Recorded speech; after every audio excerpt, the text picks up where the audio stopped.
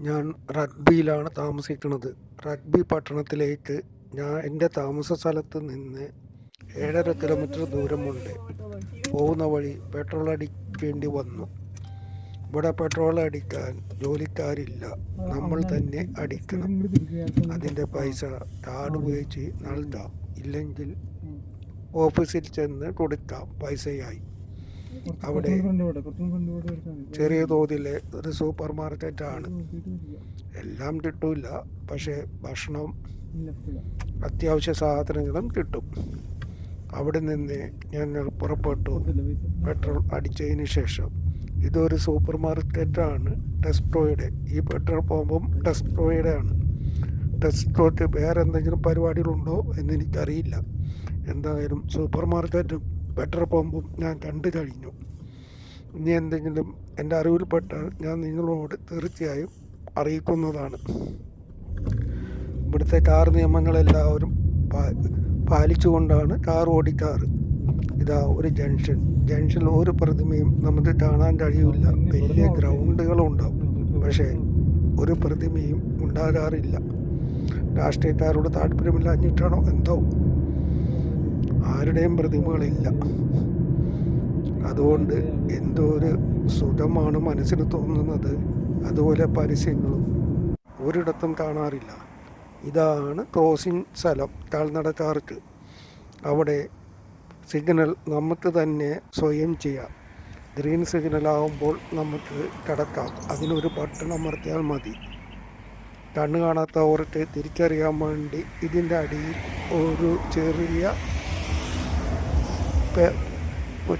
ഒരു ആണി പോലത്തെ ഒരു ഭാഗമുണ്ട്. അവിടെ കൈ അമർത്തി പിടിച്ചാൽ അത് തിരിയുമ്പോൾ പച്ച കത്തിയെന്ന് അർത്ഥം.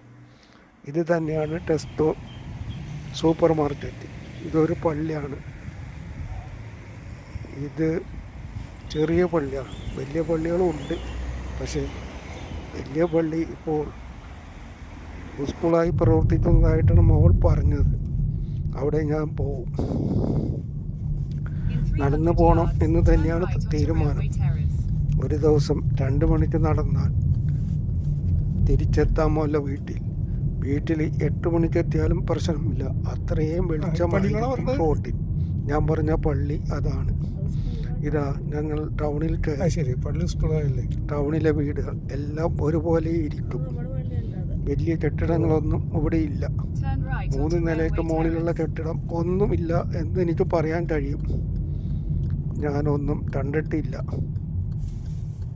അത് ബ്രിട്ടനിലൊരു സംസ്കാരമായി എല്ലാവരും കൊണ്ടു നടക്കുന്നു എന്തോ.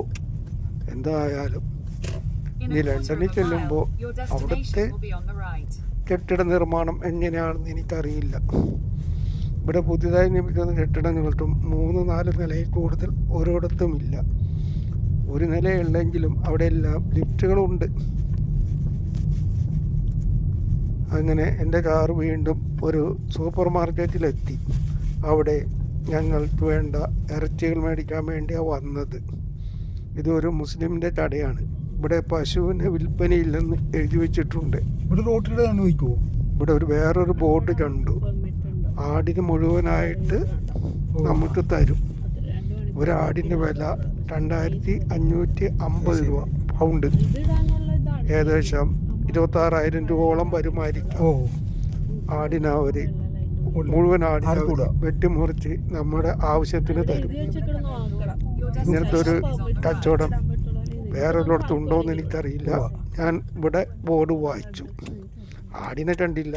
നമ്മൾ ആവശ്യപ്പെട്ട ആടിനെ കൊണ്ടുവന്ന് തരുമെന്ന് പറഞ്ഞു. ഇതാണ് ഞാൻ പറഞ്ഞ ആ സൂപ്പർ മാർക്കറ്റ്. റെയിൽവേ സ്റ്റേഷനാണ്. റെയിൽവേ സ്റ്റേഷനിൽ ഞങ്ങൾ വീണ്ടും വരും.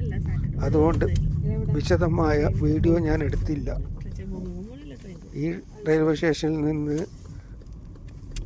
ബർമിംഗ്ഹാം പോകാൻ തീരുമാനമായിട്ടുണ്ട്.